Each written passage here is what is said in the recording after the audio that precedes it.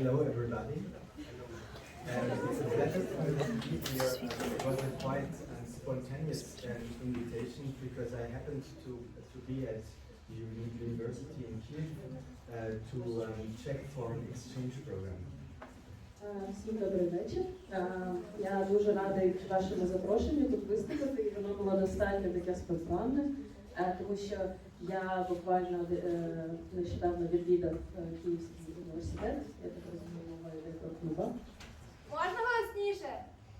Так.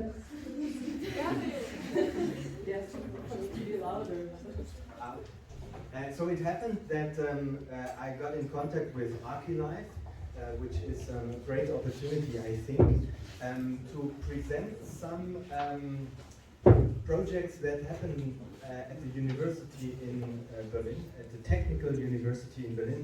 So what I'm doing here, I'm not giving an insight on my personal work as an architect, but rather I'm talking about the architecture school in Berlin, Germany. І мені вдалося познайомитись тут з архілайфом, і я радий розказати вам про свою роботу в школі в університеті, в технічному університеті Берліна, і це скоріше буде розповідь не про мою роботу як архітектора, а саме про проекти з цієї школи в університеті Берліна. So maybe a few details about my person. I'm an architect and urban researcher and was working in several offices. For example, I was working at OMA office with Rimpolas in New York and also at Video. If you have heard this office, they did the Hehl in New York. Якщо трошки розказати про себе, то я архітектор і дослідник урбанізму, урбаніст. І я працював з декількома офісами, і одним з них був OMA. І також інший офіс, який він називав, який я займався, якщо хтось знає, проєкт Hehl в Нью-Йорку. Since 17 years, I'm in architecture education. I was teaching for 7 years at the ETH in Zurich, the Technical University in Zurich, and since 10 years at the Technical University Berlin.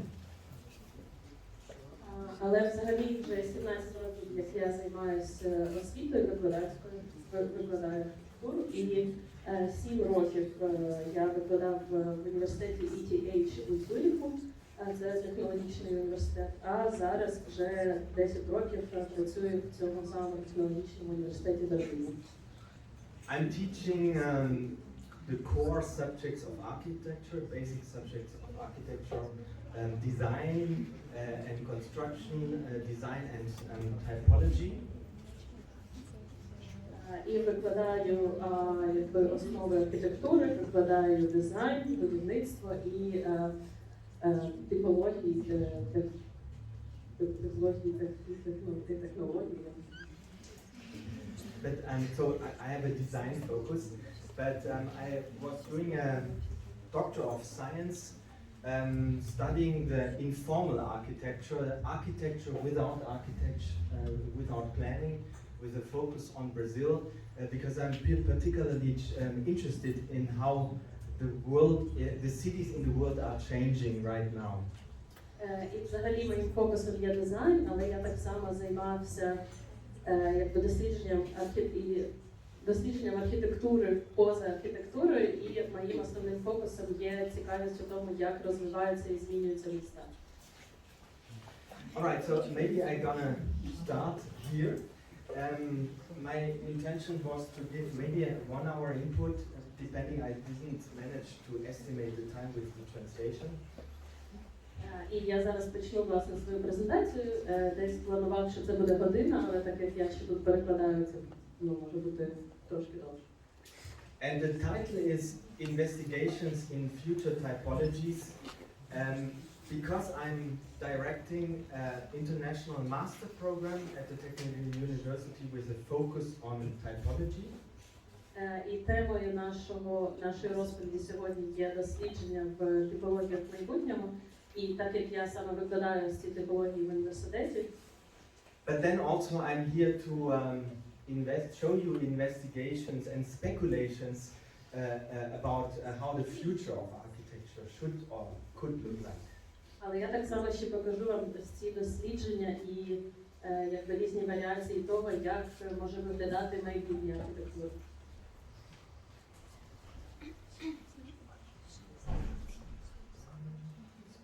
Okay. So first, where I'm coming from, this is Berlin. It's an image of Berlin. In the right corner you see Berlin East, and in the left corner you see Berlin West, where the university is located. I don't know if I have a pointer now. Sorry. Отже, я взагалі до вас приїхав з Берліну, і на зображенні бачите Берлін, з правої сторони східний, з лівої сторони західний, де, власне, розташований мій університет. And in the middle of the city you have a big park. It's called Tiergarten, the garden of animals. А по центру ви бачите великий парк, який називається парком тварин. And Berlin was destroyed, you might know, in the Second World War by 70%. So it was a severe destruction of Berlin. And also the Tiergarten, this nice park, was completely destroyed. Як ви, мабуть, знаєте, під час Другої світової війни Берлін був десь на 70% знищено, і ось цей парк по центру він теж був повністю зруйнований.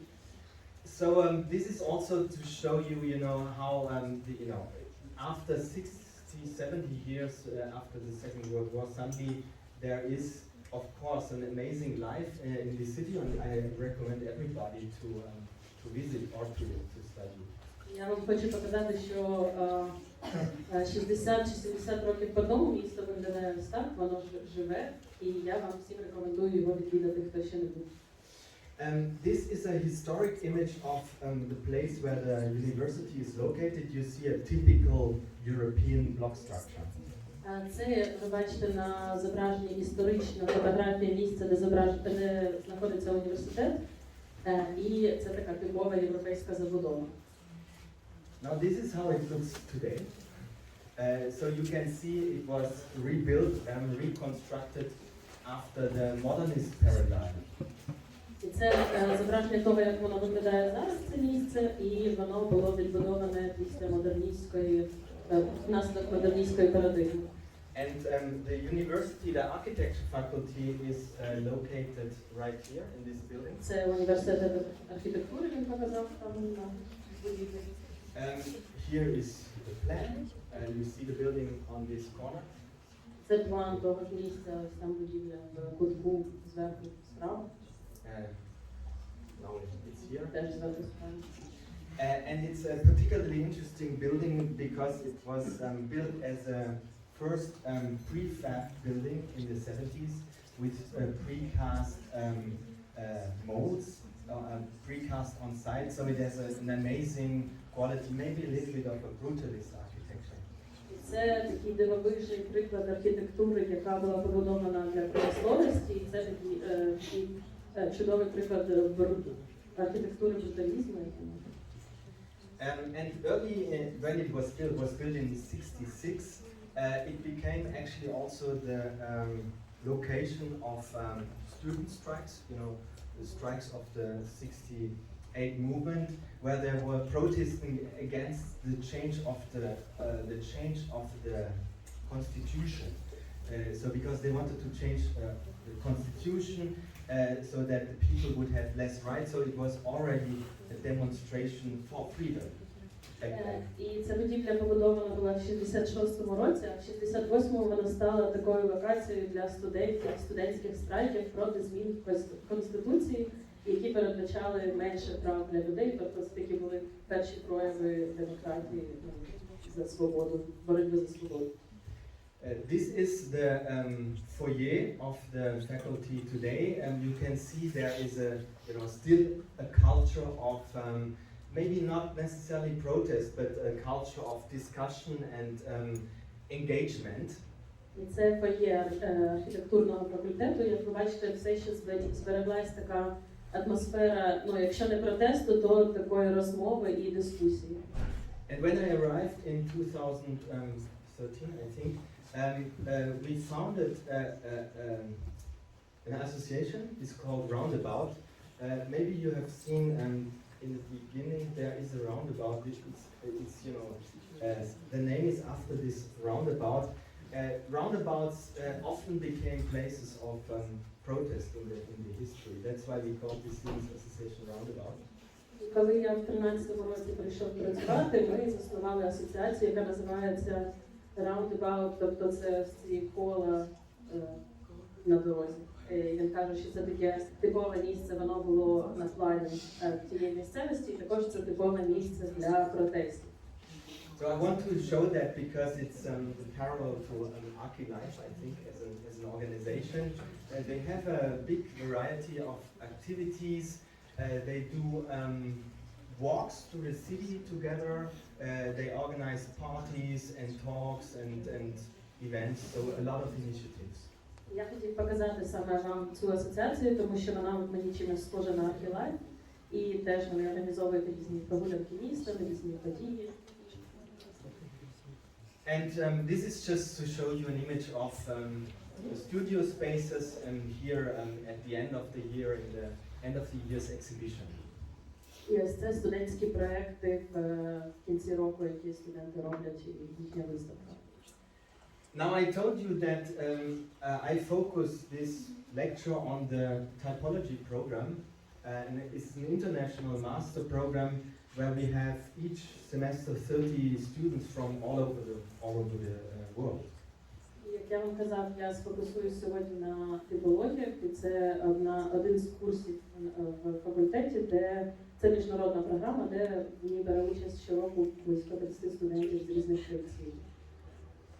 Here you see the website. You can also get information. And by the way, the application for next semester is open till May 15. So if somebody is interested in the master program. Це ви бачите сайт цієї програми, і якщо хтось зацікавлений подати документи, якраз до 15 до 15 травня до 15 травня можете податись на цю програму. Why typology? Actually, the question is also what is typology? In the case of the TU Bерлін, it goes back to a very famous teacher. His name is Oswald Matthias Ungas. І чому, власне, типологія, і що таке взагалі типологія, і в цьому плані в нашому кейсі ми повертаємось до людини, яку звати Освальд Матіас Унгерс. He was very influential for a whole generation in the 60s, including people like Rehkolas, for example. І він був дуже людиною такою впливовою для цілого покоління 60-х, і, наприклад, для людини, яку звати Рейнер. He understood typology as going back to the basics of architecture. You can see it starts with linear elements, and then you have surfaces, and then volumes. And he was looking at architecture across the history by analyzing these spatial elements. І якщо розуміти його поняття типології, то він повертався до бази архітектури і розкладав це на поверхні, на об'єми, на лінії. So what is particularly interesting is that, you know, he was looking at architecture like really from all the history, and because he said we have to learn from the whole history. This is an example of just central buildings, and you could see the Parthenon on one side, the Guggenheim Museum, or the National Gallery in Berlin, like all centralized buildings. І тому що він дуже любив повертатись в архітектурі до історії і розглядати архітектуру історично з усіх періодів. Тут ви бачите Національний музей Берліна, там музей Гугенхайма і там показує типологію. Also here you can see that buildings from completely different times, you know, with all square, and how can you compare them, and how can you try to come up with a, you know, analysis of the spatial structure? І тут ви бачите будівлі зовсім різні, але як можна їх взагалі порівняти, як можна проаналізувати їхню структуру.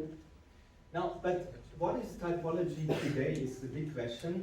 Usually it is understood as looking at categories like theater, museum, library, as you can see here in this book. І що таке взагалі типологія в архітектурі? І зазвичай це розглядається як типи будівель, наприклад, там театр, музей, бібліотека, і от ви бачите, є список там різних будівель. And to illustrate that, I'm opening some pages of this book. It's not my book, it's from a colleague. And beginning with the theater as a category, you can find it already in Greek time. That is an amphitheater from the 3rd century before Christ. І я відкрив цю книгу, це не моя книга, це книга моєї колеги чи мого колеги. І щоб, наприклад, категорія театр, от ми починаємо з театру з 3 століття до нашої ери, з грецького амфітеатру. How does a theater look today, or how does it look in classical times? That's a question of typology. Here is an example from Berlin. It's the Philharmonic Orchestra building from Scharun is the name of the architect. І як взагалі виглядає театр сьогодні, і як він виглядав в добу класичну. І от ви бачите на зображенні театр Національної філармонії архітектора Шарон, якого звати. He's, by the way, also the architect who was involved in the building of the architecture building, the technical university. Він також архітектор, який брав участь в створенні будівлі факультету архітектури університету Берлін. What is special about this modernist architect? He was part of the expressionist modernist architecture in Germany, and he developed this theater from the inside out. І що особливого в цьому архітекторі, його стилі, в тому, що він був експресіоністом і розробляв на цю будівлю зсередини назовні. He organized the theater with a stage in the center, instead of having the stage in the front, so the audience is sitting around it. Він організував сцену таким чином, що вона в центрі знаходиться, а не як зазвичай в краю в центрі. І що глядачі сидять навколо сцени. So maybe it doesn't look like a typical theater, right? So it almost looks like more like a tent because it's the result from the interior space. І можливо він не виглядає дуже класично, як звичайний театр, і більше виглядає як такий тент, через те, що йде з інтер'єру побудови. One more example, a contemporary example. Actually, I was involved in the OMA office in New York. It's the Dallas Theater, the theater in Dallas.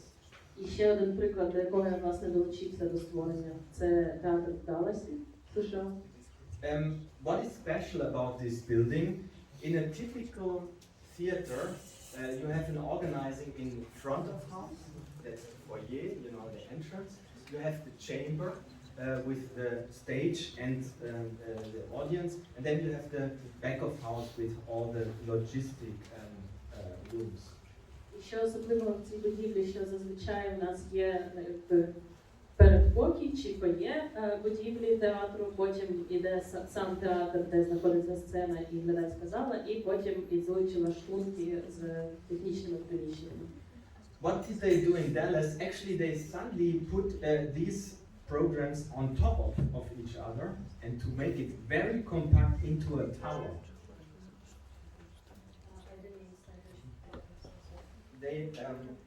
They put these 3 programs, they stacked it on top of each other in a vertical sense, so it's forming a tower. І що особливо в тому, що вони вирішили зробити ось ці 3 частини будівлі одна на іншій в формі вежі.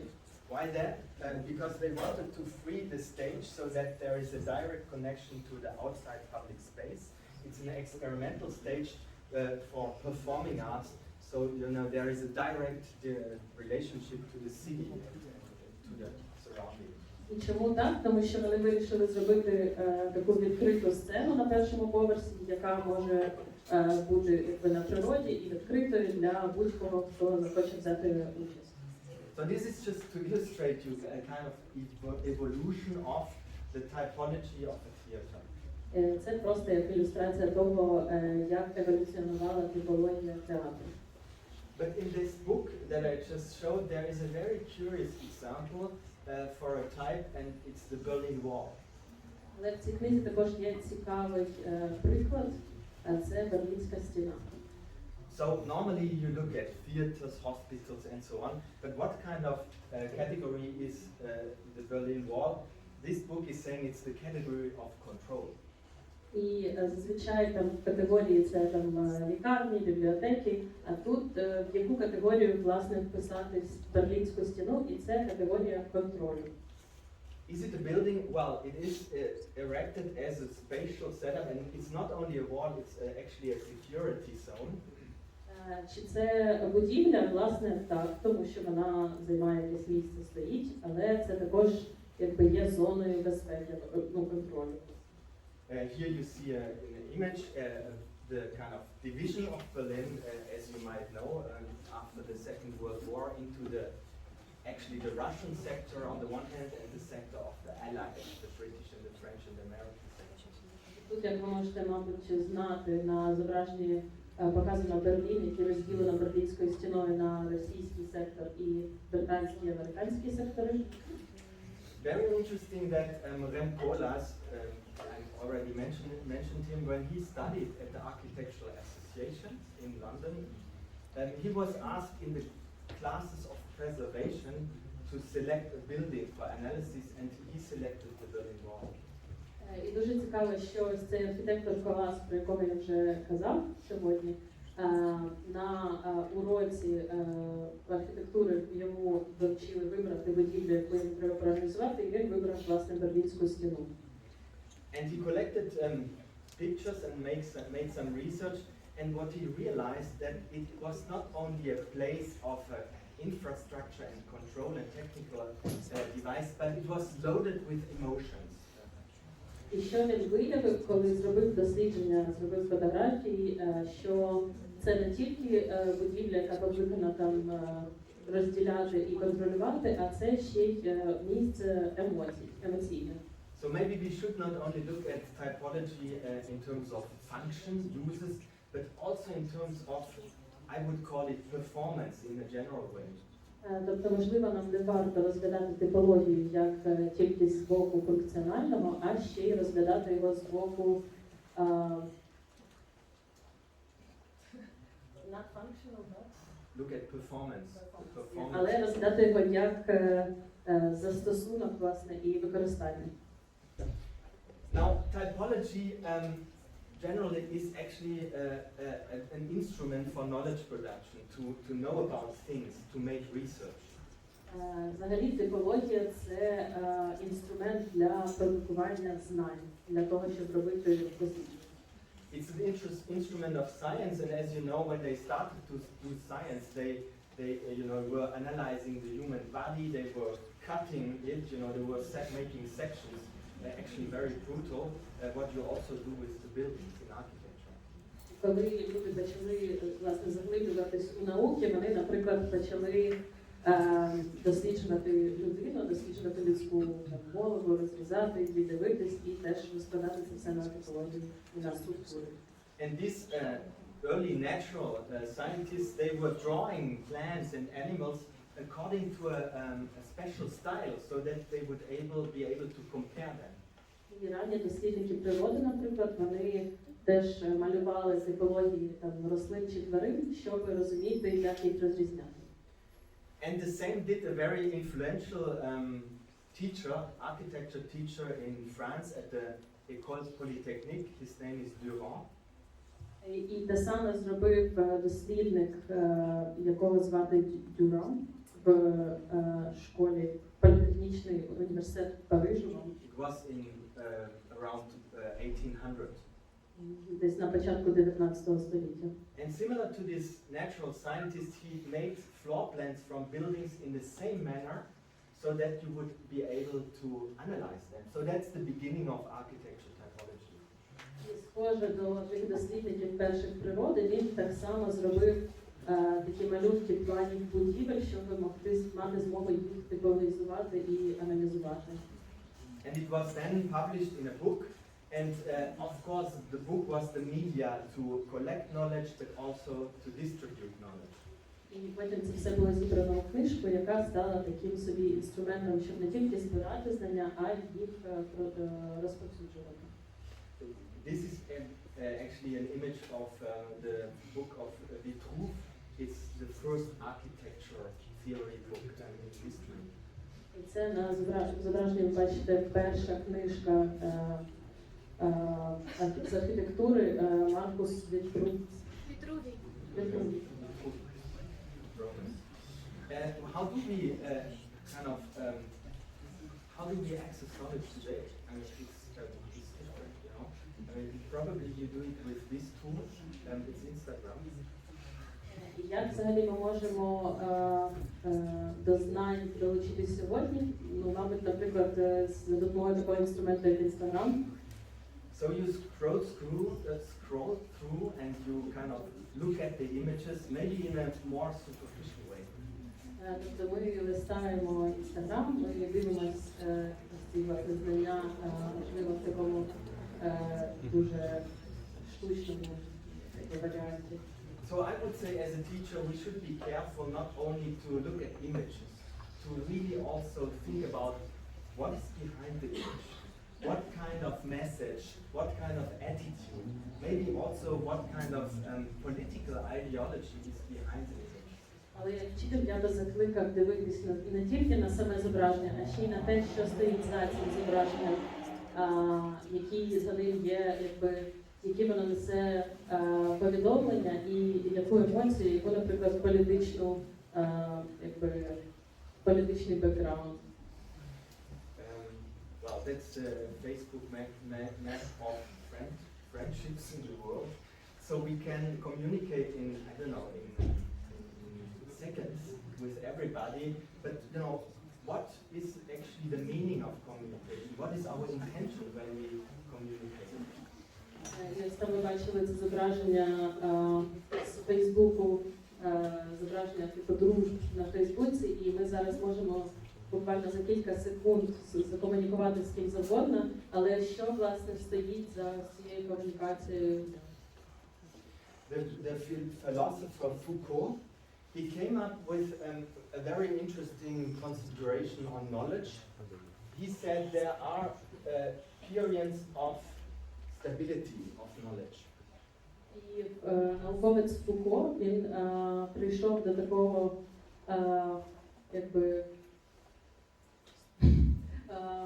винайшов таку стабільність знання. But there are also moments of suddenly interruptions, where suddenly the way we acquire knowledge is completely changing. Але також між цими епохами, можна сказати, є такі розриви, коли стається щось, що змінює. This happened between Renaissance and modernity. Це, наприклад, сталося між епохою Ренесансу і епохою модернізму. And what is also interesting, probably it's happening right now. І що не менш цікаво, що, мабуть, один такий розрив відбувається і зараз. And what that means we don't know, but we are really on a kind of in the moment to move into a new age, and this age can be called Anthropocene.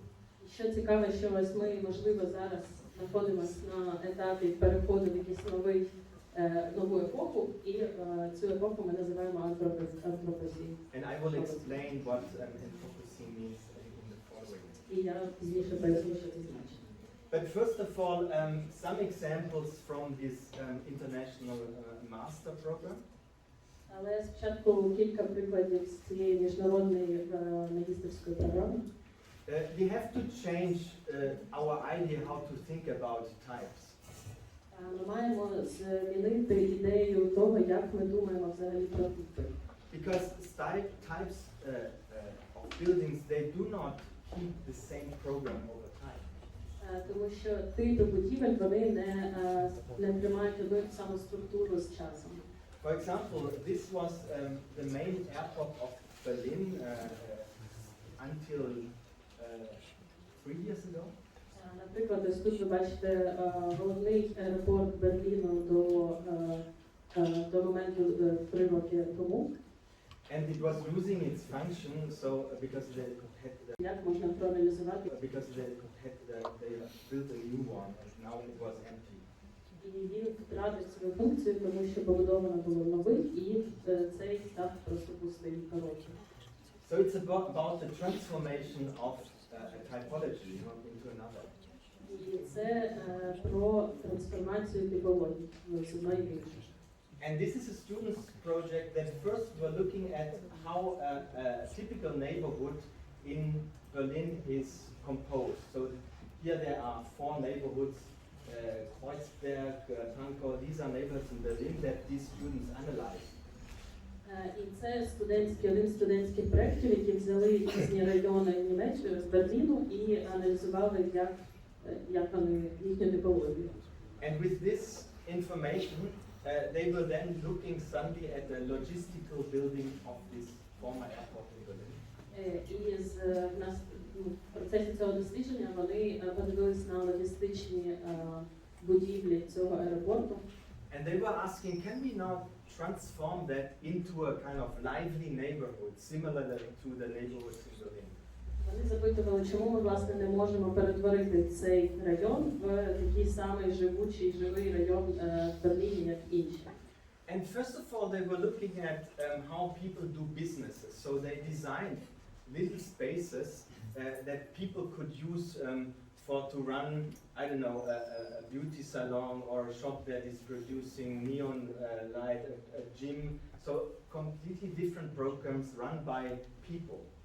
І спершу вони вирішили проаналізувати, як саме працюють малі бізнеси і як вони організовуються людьми, наприклад, там кафе, спортзал.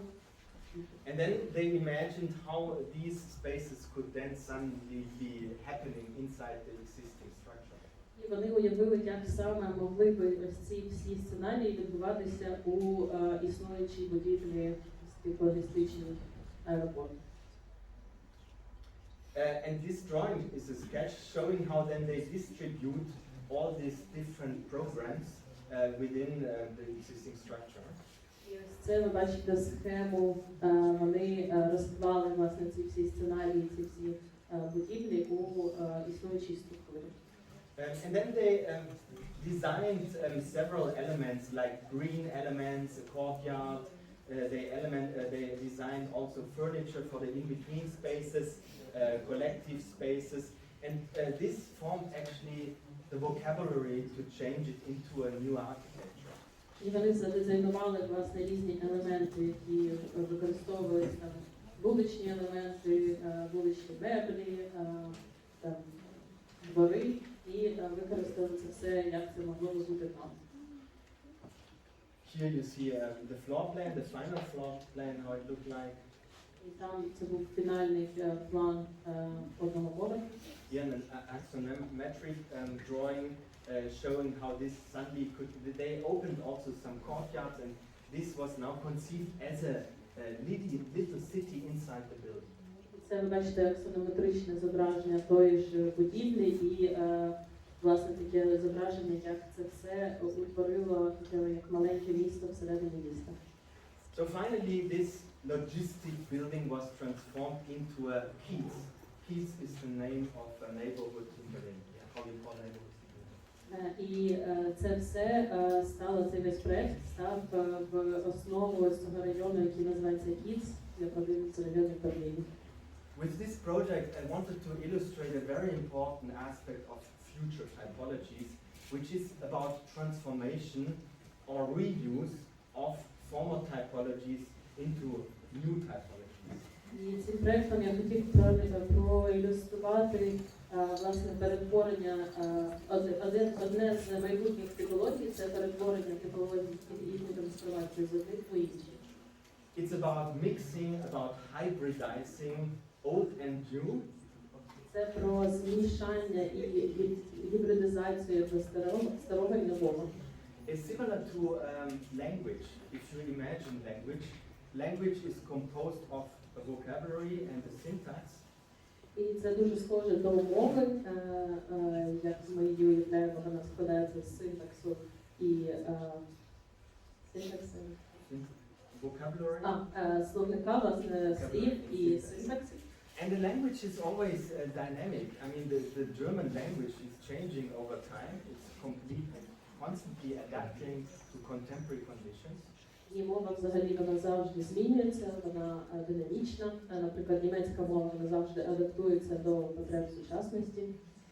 So similarly, I believe Ukrainian language is a language in formation, right? That is about to be formed based on the existing Ukrainian language, but then becoming something that is spoken, that is new, that is something, the language of the future.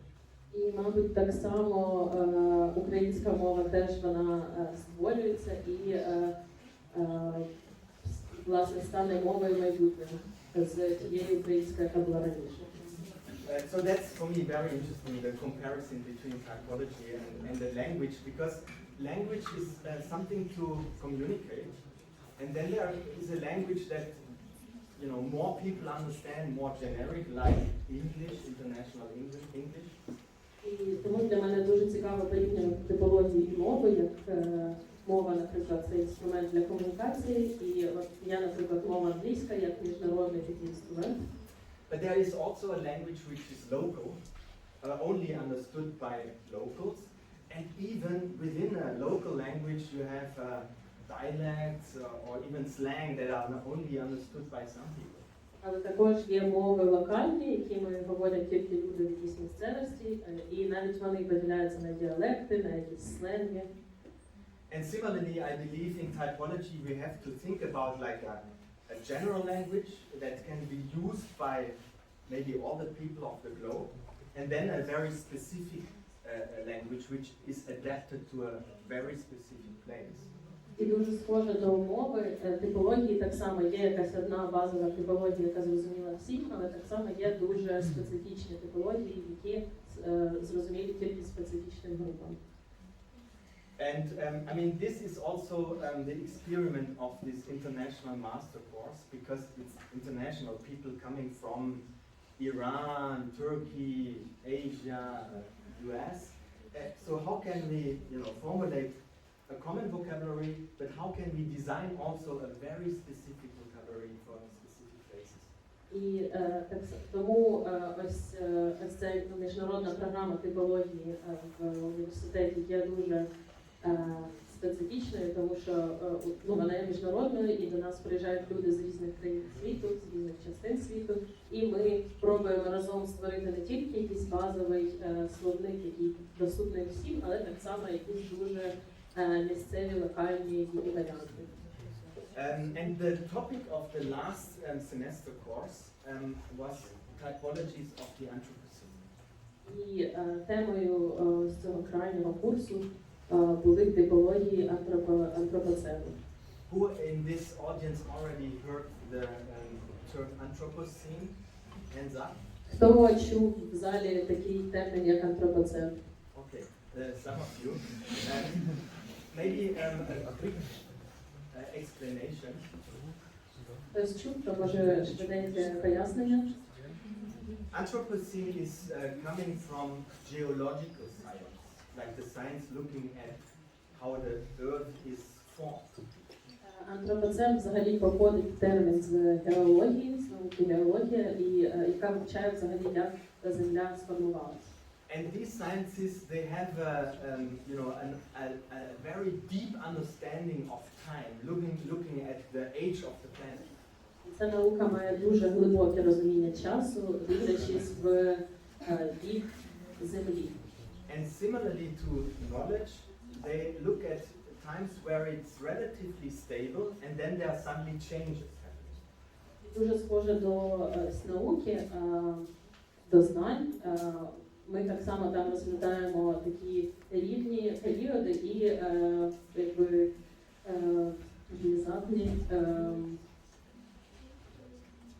внезапні періоди змін. So maybe you know there were like the ice times, right? And then with dinosaurs, and suddenly the weather changed, and then you know the dinosaurs died out, and suddenly a new reality was established. Мабуть, ви чули про льодовиковий період, коли там жили динозаври, і потім щось раптово змінилось, і започаткувався новий зовсім стан речей. So now the last age of stability took about 10,000 years, the Holocene. І Голоцен – це останній, так би мовити, 10 тисяч років тривав рівний період.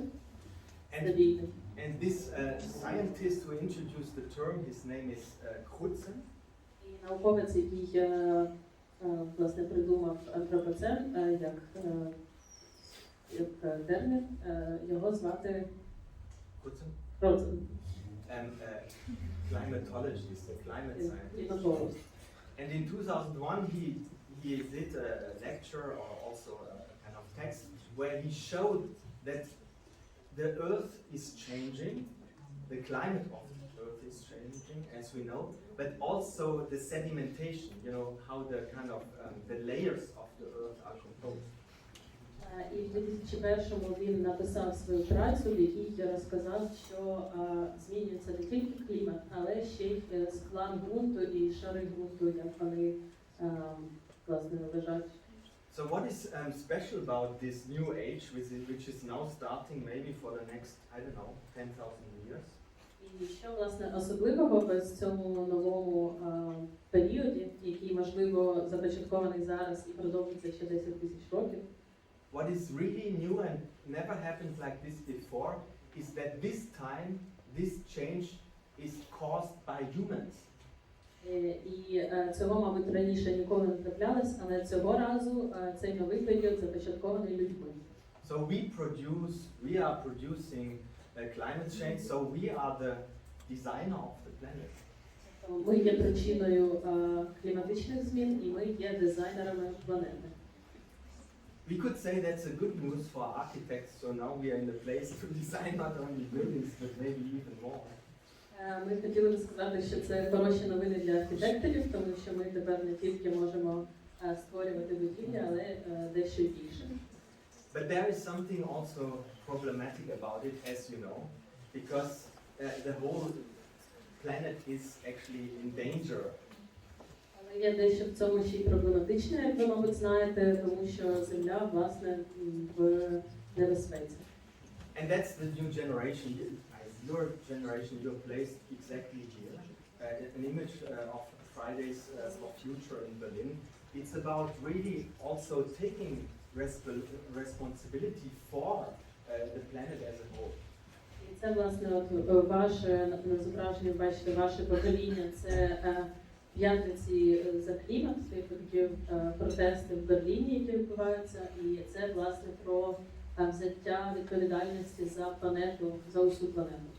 And what is very interesting is it's a big shift because usually architects are planning for, I don't know, buildings that last 20, maybe maximum 50 years. Що цікаво, що зазвичай архітектори відповідальні за створення будівель, які, наприклад, їх термін придатності, можна сказати, там 20-50 років. And now we have to look beyond, you know, other generations after the children of your children, how would they live? Але зараз ми маємо дивитись якби далі і думати про покоління дітей, наших дітей, і як вони взагалі будуть жити. So how do this anthropocenic landscape look like? This is, for example, an image of a large dam in the Amazon forest. І як цей ландшафт антропоценічний виглядає? І це, наприклад, ви бачите ландшафт амазонського лісу. So infrastructure, technology and nature is completely mixed. Інфраструктура і природа, все воно перемішане. That's another anthropocenic landscape. It's a wasteland, you know, like the sedimentation is full with waste now, right? Це, власне, інший приклад ландшафту антропоцену, це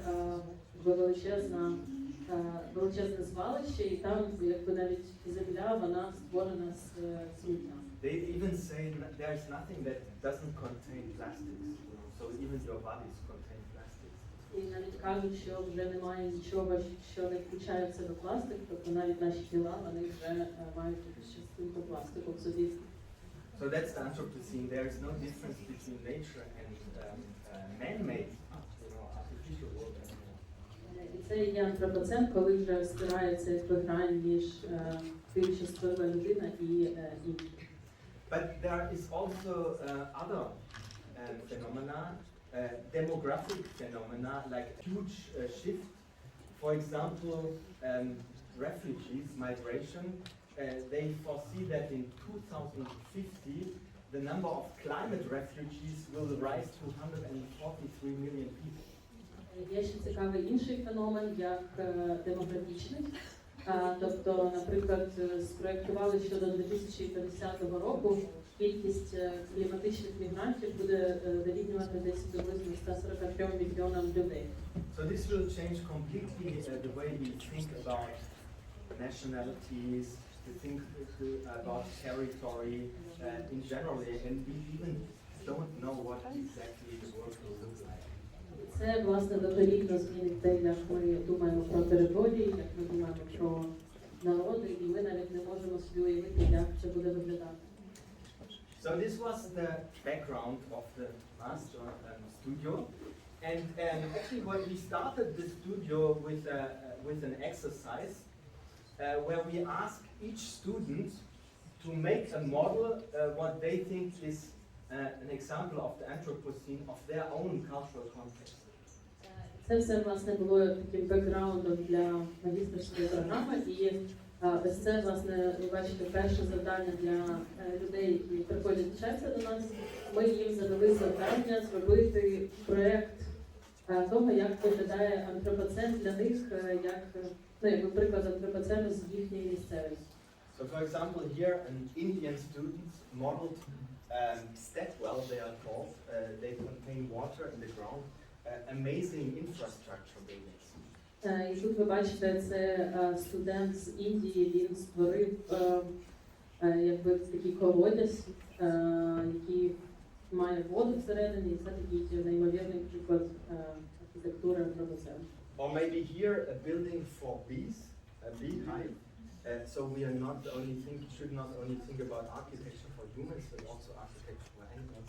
Або тут ви бачите, це, власне, приклад вулика, і це, можливо, теж приклад не тільки архітектури для людей, але ще й для тварин. But also a lot of examples of vernacular architecture. I don't know if you know this term. Architecture that is adapted to culture and climate. Але також приклади такої вернакулярної архітектури, яка є прикладом архітектури, яка пристосована до клімату та місцевості. For example, here a fishing boat from Bangladesh, here an indigenous hut from Indonesia. Там, наприклад, ви бачите рибацький човен з Бангладешу або Indigenous hut of the kind of це типу як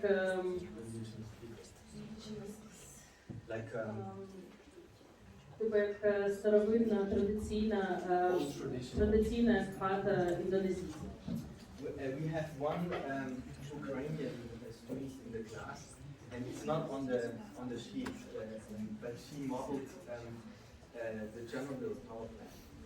І у нас є одна українська студентка, яка, власне, тут немає на зображенні, але вона змоделювала Чорнобильську станцію. As an architecture of the Anthropocene, it's of course also catastrophe architecture. Як архітектура антропоцену або архітектуру катастрофи. Here you see an image, just to give you an impression, and by the way, we always use tables where we gather up to 12 people that enter into discussion. Ви бачите зображення нашого типового робочого процесу. Ми завжди, коли до 12 людей, ми використовуємо столи для роботи. Because I believe in teaching we should talk on a high level. Like I'm not a teacher with like the authority looking down at the students. We are all on the same level. Тому що я вірю, що в навчальному процесі ми всі маємо бути на одному рівні, як на рівні очей, а не коли я як вчитель вищий, ніж студент. And just one detail, if we are more students and they cannot see exactly what is happening on the table, we project what is on the table with the camera and you can see them on the screen, you know, like from far. Просто як приклад, що якщо студентів більше і вони всі не бачать стіл, не можуть до нього підійти, ми проєктуємо, проєктором знімаємо стіл і показуємо потім цю проєкцію на стіні, щоб кожен міг підійти подивитися. So I highly recommend this teaching. Я дуже рекомендую цю технологію навчання для вас. So for the Anthropocene, we were thinking, what do we have to think about? How should we find themes for the Anthropocene? І, власне, повертаючись до антропоцену, як взагалі ми маємо про нього думати і як знаходити теми антропоцену? And one thing what is clear, we need a very strong relationship to the ground, to the earth. І одна річ, яка дуже зрозуміла і ясна, це що ми маємо знаходити зв'язок з землею, з земляною. And we just collected images that show this relationship, like here you see Mother Earth, you know, in a symbolic way. Here you see people affected by flooding. Here you see a new agricultural technology in Spain for desert areas. І ми тут зібрали різні зображення того, як це виглядає, наприклад, там зображення матері землі, або зображення людини, яка стоїть в будівлі, яка була розрушена через повінь, або там технологію іспанську порушення землі. Or here also the extraction of resources, that is silicon mining. Або також шлях добування ресурсів із землі, це шахта силіконова. And then what we do is, like, what are the architectures of the Anthropocene, and we select a reference project that, you know, demonstrate what it is about. Ми відібрали також приклади архітектури антропоцену, щоб пояснити, що це взагалі про що це. I told you it is important, visualization is important for typology. We have to draw things in the same way so that we compare them. І як я вже казав, для типології важливо однакове зображення речей, щоб ми могли їх порівняти. For ground you see a traditional house in Iceland. What is very nice about it that the landscape is growing over the house, so it's really covered with landscape. І на першому зображенні ви бачите традиційний будинок в Ісландії, який збудований, власне, з ландшафті, тобто земля, якби верхній шар покриває ще й будинок зверху, щоб будинок був як вписаний в ландшафт. And then a contemporary example for architecture of ground is an oil rig platform extracting oil from deep sea. Там ви бачите зображення сучасної архітектури, це приклад добування нафти з глибин моря, який знаходиться на поверхні землі. Another theme that we identified is important: air, atmosphere. We have to establish a new relationship to the atmosphere, to the climate, because, you know, we are facing climate change. Інша категорія, яка важлива для нас, це повітря, тому що нам треба зрозуміти все ж зв'язок з атмосферою, з повітрям відносно кліматичних змін. And here examples of architecture related to air and atmosphere. On the left side, it's a project by French architect Lacan-Convazal, where they add to existing building a window garden. І ось тут ви бачите приклади, які пов'язані з, власне, повітрям. Це архітектурний проєкт французького архітектора, в якому до будинку додали зимовий сад. And on the right side is the Agrotopia Research Center.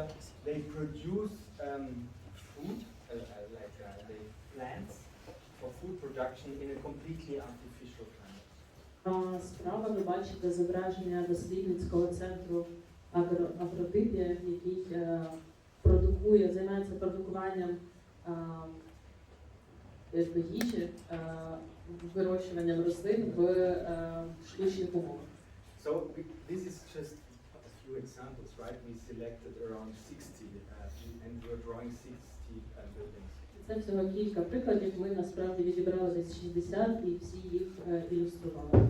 Maybe one thing that is important, it's nowadays quite trendy to draw axonometries in architecture, but what we really wanted to do is to show it with the earth, because the earth is part of it. Може, ще одна річ, яку ми подумали, що дуже важливо, це зобразити, це якби популярна аксонометрія в архітектурі, але з використанням ще шарів землі, яку ми додали до планів поріжок. And the last topic that we identified, is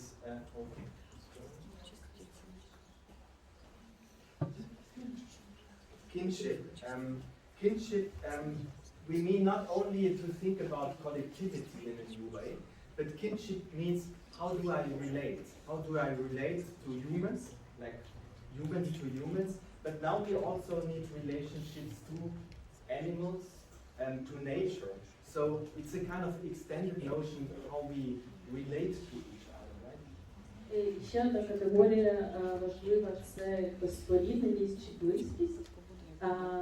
Тобто ми говоримо про нас спільно не тільки як про колектив, а й про те, як ми відносимося одне до одного, не тільки як люди, а й до тварин, до іншого, і наших відношень. And on one hand means that we have to develop more consciousness for nature, for the national environment. This is an image showing paradise. І з одного боку це показ того, що ми маємо відноситись до цього свідомо. І ось тут ви бачите зображення раю. But suddenly, to establish relationships also function through digital technologies. And of course, nowadays, what would be a relationship without, without social media, without, Instagram or these kind of things. Але також подумати про якби ці стосунки в сучасному світі, в умовах цифрових різних технологій, тому що ми вже не можемо жити там без інстаграму, без соціальних мереж, і як це все взагалі взаємопрацює. Okay, these are examples. On the left side, it's a traditional collective house in China, the Tolu houses. Це два приклади. Зліва це традиційний колективний будинок в Китаї. Tolu house. And on the right side, for kinship, the students were drawing a data center. І справа, ви бачите, студенти намалювали приклад сучасний центру збору даних. New type of building, right? Достатньо відомий будівель. And then we also made timelines here, for example, timelines looking at artificial grounds across history. І тут ми зробили такий таймлайн, розклали таймлайн створення штучних будівель в історії міста. So again, for us looking at references, but really drawing them and understanding them is really important to also design a future. І знову ж таки для нас ось це зображення, ілюстрація ось цих різних типологій і видів було потрібно для того, щоб розуміти власне майбутнє архітектури. And I was already talking to architecture colleagues in Lviv, where I gave a lecture, and also here, where I met some people at the university. It would be a very important and amazing research for also reconstruction in Ukraine, to first analyze what is there, what is existing, also from the modernist heritage in Ukraine. І, власне, я вже говорив з колегами-архітекторами тут в Україні, вже у Львові, де я давав лекцію, і в університеті, де я сьогодні був. І ми дійшли до того, що дуже важливо в плані майбутньої відбудови, наприклад, проаналізувати вже існуючі види типології архітектури в Україні з епохи модернізму попередньої. So what did we do, going back to the Anthropocene? The students were identifying certain phenomena that are characteristics for them. І що ми взагалі робили зі студентами, це підбирали важливі характеристики для антропоцену як епохи. Deforestation, the destruction of the Amazon forest, which has a very important role for the world climate. І, наприклад, ось це знищення лісів Амазонки, яке є дуже має важливий вплив на клімат зараз. Another example, looking at desert ecosystems, because with climate change there are more and more desert zones. There are more and more areas that are turning into desert. Ще один приклад – це розширення пустель. Тобто з кліматичними змінами ми спостерігаємо за тим, що все більше і більше пустельних екосистем з'являється. Dumping ground I already mentioned as a phenomenon. Це феномен такого місця, як звалище. And so the students they use internet also to understand, you know, also the global dimension of how waste is creating and then transported across the globe, and then suddenly, you know, there is the biggest waste for dumping ground for electric waste in Africa. І студенти, використовуючи інтернет, звичайно, вони аналізували те, як взагалі відтворюється сміття, як воно переміщається по світу, і, наприклад, дізналися, що найбільше звалище електронних відходів в Африці знаходиться. So it's about to create a consciousness also for the world. Це так само про більшу відповідальність для світу і свідомість. Air conditioning, another aspect, you know, that with like the rising temperature, there is more and more need for cooling. How could we do that without using expensive, you know, air conditioner technologies? Ще одна річ така, як кондиціонування повітря, в тому, що температури підвищуються повітря, і нам потрібно все більше і більше технологій, щоб повітря охолоджувати, і як ми це можемо зробити без використання цих великих систем охолодження. Refugee crisis I already mentioned, and I wanna. Міграційна криза, яку я вже теж озвучував. And I want to go through one project in particular dealing with flooding. І хочу ще розказати про один проект конкретний, це як ми справляємося з повенями. And you know, due to the rising temperature, the polar caps are melting. І ви знаєте, що через кліматичні зміни на цих полярних частинах світу тануть льодовики. And with that, the sea level is rising, and already certain countries are affected by that. І внаслідок цього підвищується рівень моря, і вже деякі країни вже зараз постраждали власне через це. And one of the countries that is most affected is Bangladesh. It consists of huge river deltas. І одна з країн, яка найбільш постраждала, це Бангладеш. Вона, як ви бачите, складається з багатьох дельт річок. And the government in Bangladesh, they are already conceiving to relocate people to secure places. І уряд Бангладеші вже розглядає варіант релокації людей з певних місць Бангладеші. But Bangladesh has already a very strong water culture. For example, the production of agriculture on the water, markets on the water. So they are already dealing with this phenomenon. Але в нас теж в той же час Бангладеш має дуже високу культуру життя на воді, і те, що вони вже навчились вирощувати різні рослини на воді і жити на воді, і вони намагаються з цим справлятися.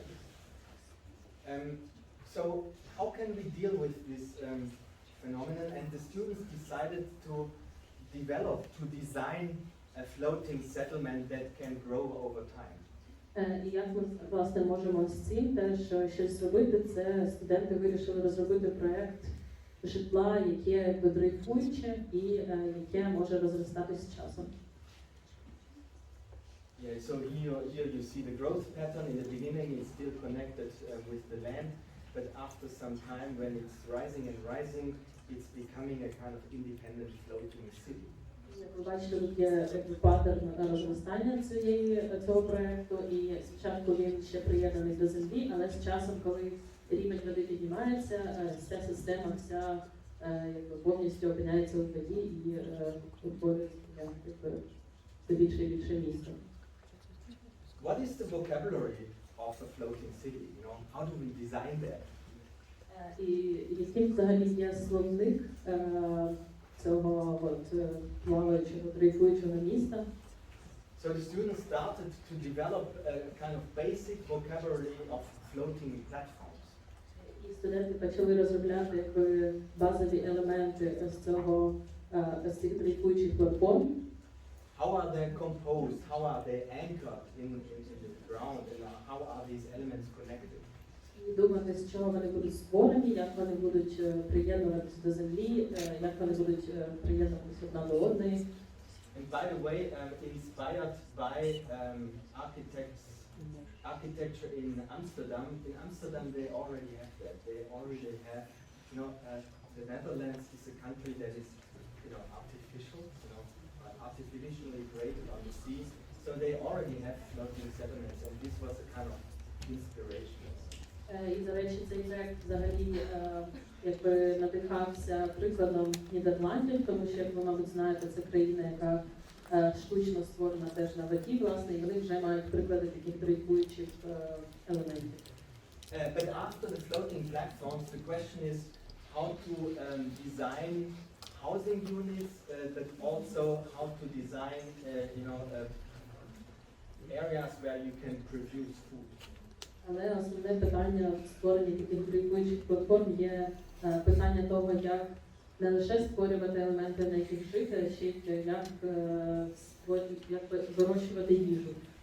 The students analyzed traditional forms of housing in Bangladesh, which is always centered around the courtyard.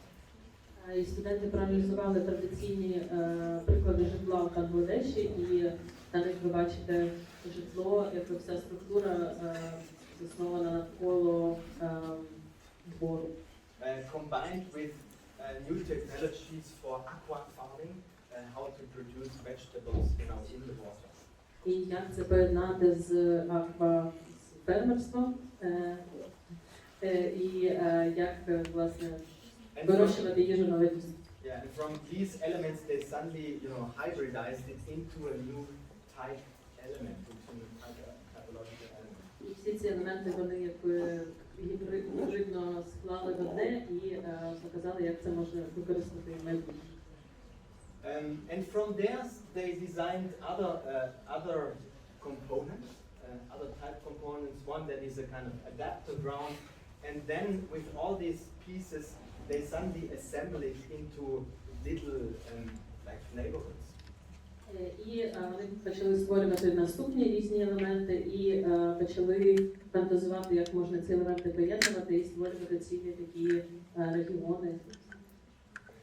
There are also some special functions, like for example here a cyclone shelter school.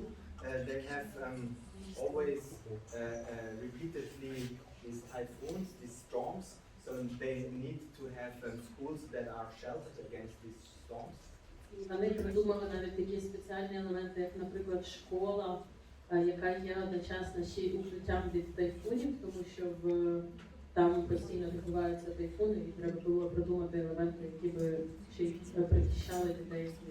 But also, for example, a bridge element which serves as a market and for traditional religious ceremony. So it's a very local element of public space. Але так само ще й дуже місцевий такий елемент публічного простору, як міст, який слугує не тільки, наприклад, базаром, може бути, а ще й використовуватися для зібрання релігії.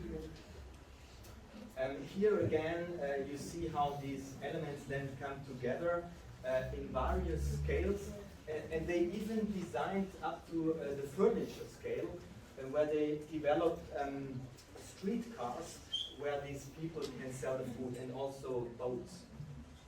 Ви бачите, як ці елементи різного масштабу поєднуються, і вони, наприклад, розробили навіть такі мікроелементи, як там вуличні машини для продажу їжі, або там човни, на яких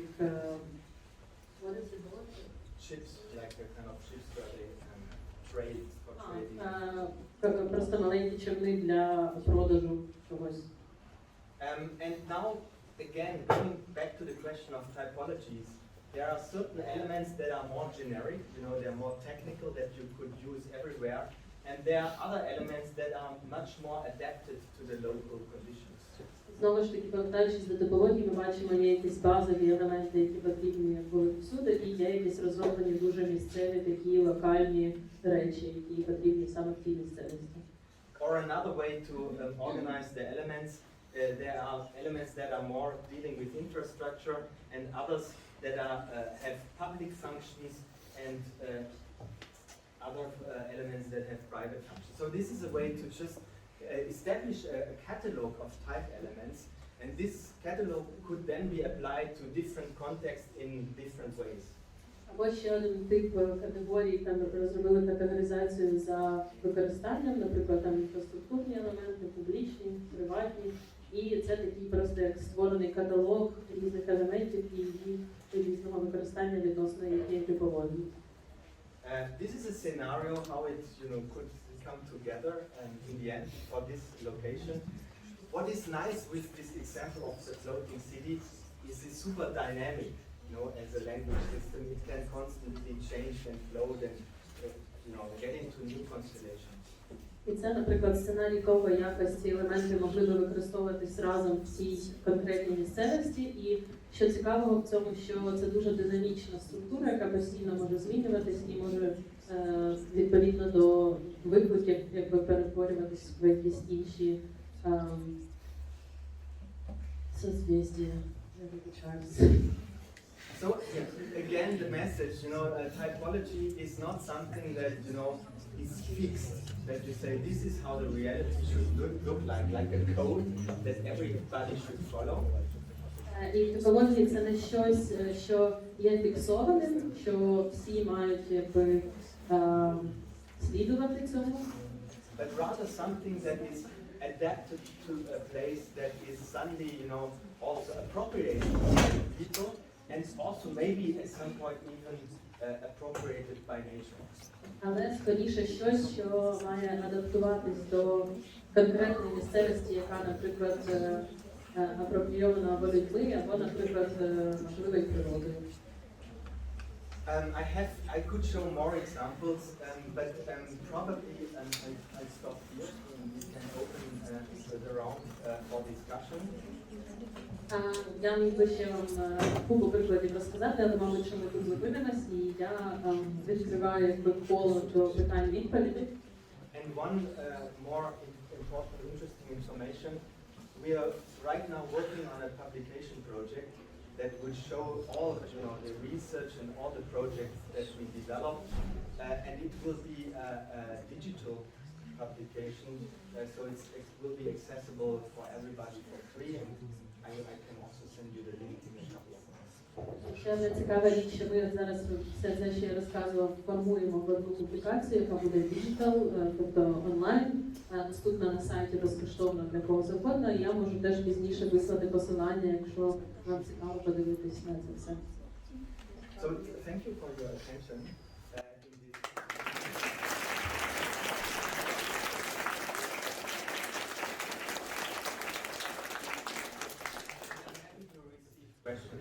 Дякую вам за увагу. Рада відповім на питання, якщо такі є. Mr. Hehl, I know you're into modernism architecture, and I have a little question for you. In Ukraine, especially in Kiev, we have a lot of examples of great modernism architecture, but people hate it or just don't understand, because as you know, modernism architecture is very hard to preserve due to rough concrete or steel plating that always needs some cleaning or other refurbishing work. And what you would suggest, like for regular people, for architects, how to better preserve and better describe what is modernism for other people so that they would understand it and would love it as other? Yeah, thank you. It's a very interesting but also very difficult question. Yeah, I know. And by the way, I love modernist architecture, and probably after I studied, I understood myself as a modernist architect. But then I started my my PhD research, which is about actually Islam, no? And I realized, you know, how rich this architecture by the people is. No? So suddenly I started to love all kind of architecture across the across the ages, and depending on how you look at it. But modernism is, I think, is very important. And by the way, in Germany there is also a very bad image of modernism, right? And I mean, first we have to understand why is there a bad image. And it depends also on the context. For example, in Brazil it's completely different, you know, what modernism is. In Germany they have a bad image on modernism because after the Second World, I have to leave time for translation. Do you remember? Maybe a summary.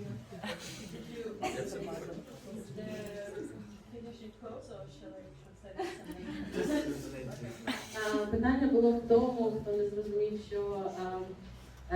що пан Рейнер Гель взагалі займається модерністською архітектурою, і питання було в тому, що у нас в Україні є дуже багато прикладів чудових модернізму, але, на жаль, не всі люди розуміють їхнього значення і потреби в тому, щоб їх взагалі зберігати і працювати з ними, тому що це дороговартісно, це дуже важко.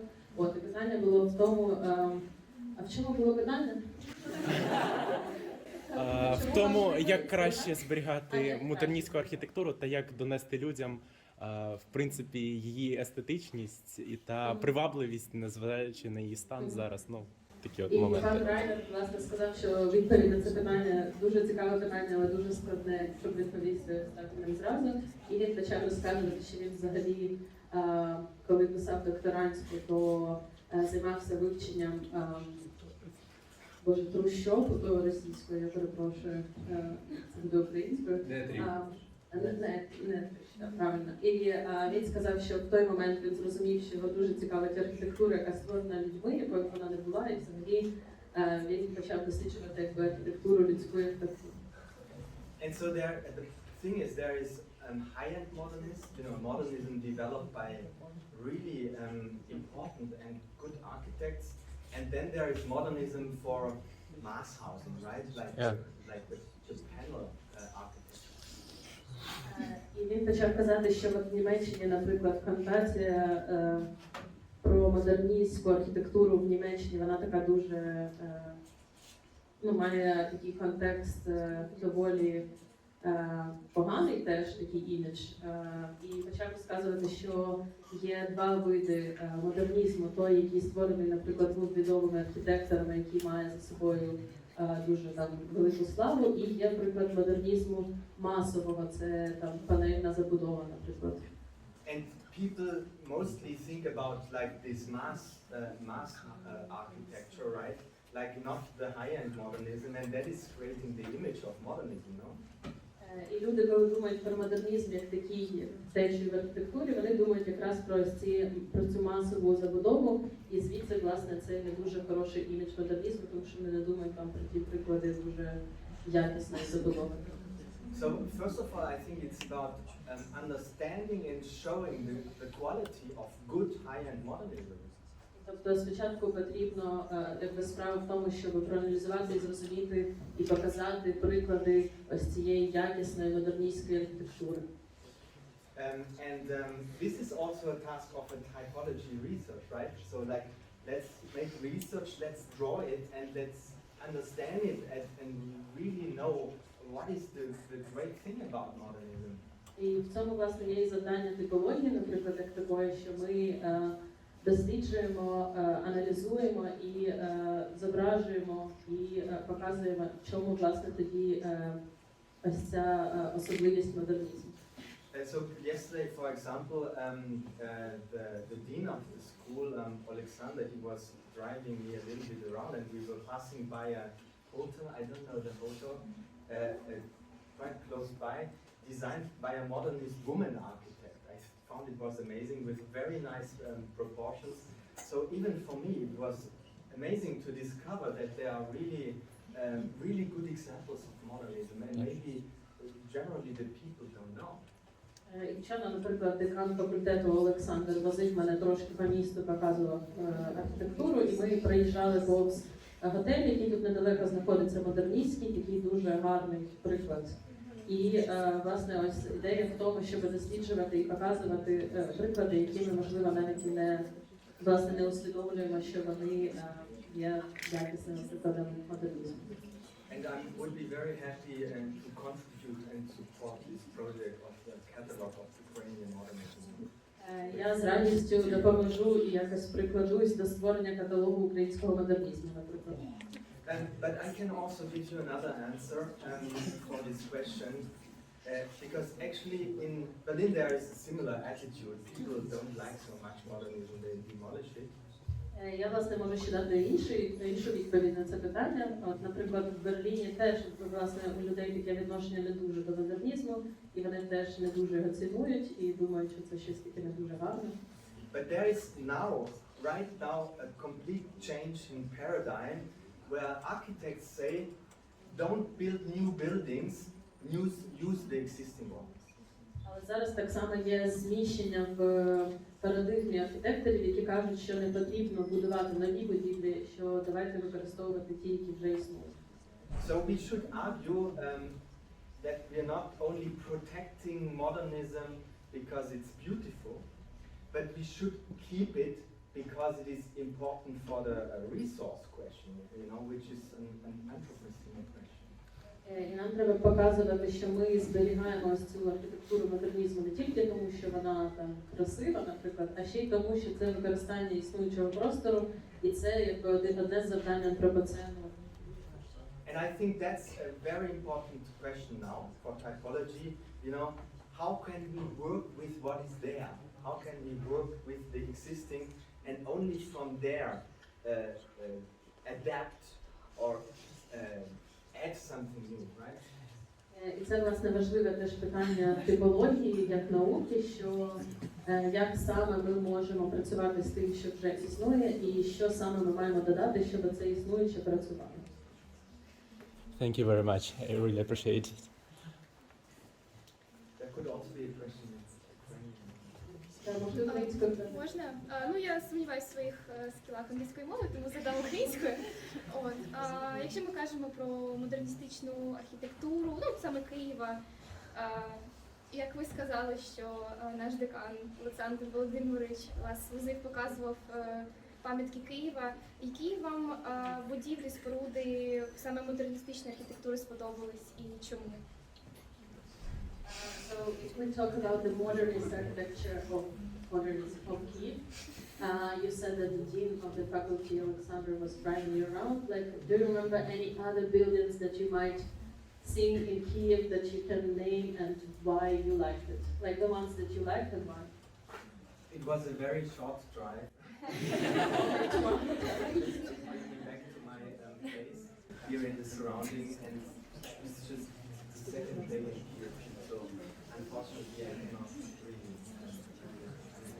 I could do it in 1 week. I could stay 1 week.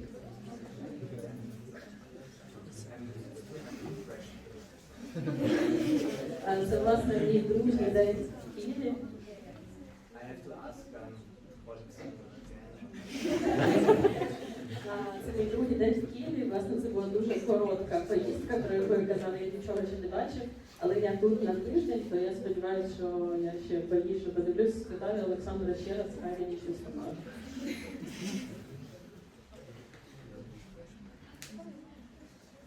Thank you, first of all, for giving us this very interesting lecture. And I have a question. As you know, climate change will be very extremely fast to another side and then back. So can we maybe integrate typology with technology in order to make it adapt to climate probably change very fast?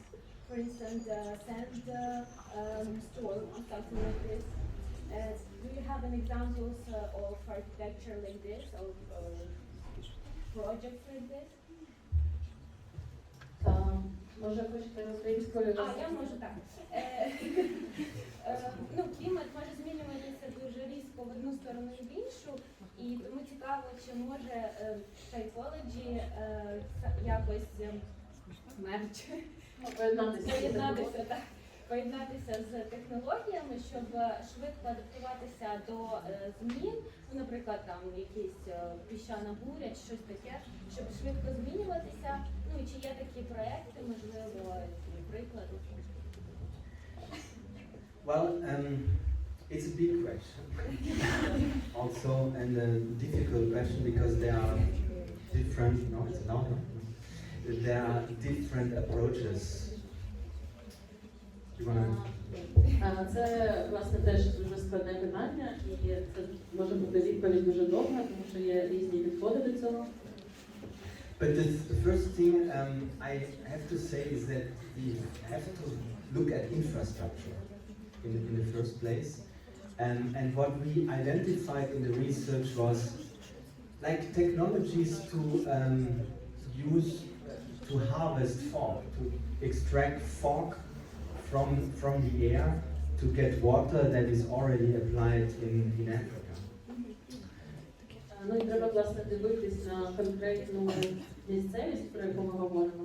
Бо, наприклад, ось є приклади в Африці того, що збирають, дістають туман і перетворюють його на воду в Африці. We even identified infrastructures that are absorbing CO2, because the problem is that, there is this CO2 production and they are binding CO2s. So there are amazing technologies which is not architecture, it's technical architecture, that we found out that there is a lot of things that we even didn't know before.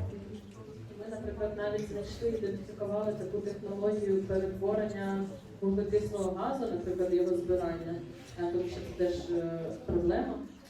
And then, if you look at architecture, in Germany there is a technology fraction, and they are quite good in advancing the technology in that way that you say the technology can achieve the zero energy house. Наприклад, є взагалі такі приклади, технологія, це теж як вид архітектури технологічної, і є такі приклади, про які ми не згадувались. І в Німеччині, наприклад, технології розвиваються просто дуже швидко. І Zero energy. Є, наприклад, розробки з будинків, які, власне, використовують нуль енергії. We have it in our catalog, and the zero energy house is by an architecture engineer. His name is Balbek, if you are interested. І у нас теж в каталозі є приклад цього будинку, який створений архітектором. But I have to say I'm a bit skeptical because it's high technology. It's very expensive, to establish it. It's like, glass houses that are completely creating a kind of controlled climate. And I don't think that you can apply it for everywhere. Я б сказав, що я дуже скептичний до таких технологій, тому що вони дуже дороговартісні, і як це, власне, застосувати до усіх людей, це поки що не бачу, це можливо. So I'm more interested first in low-tech, solutions. And there are amazing things. For example, I showed it here. La Caton Basel, their French office, they want critical. And they are doing these wintergarten things where they are adding, these buffers. And that can then, in winter, they can, from the sun, they can use it for heating. Image of modernism, right? And I mean, first we have to understand why is there a bad image.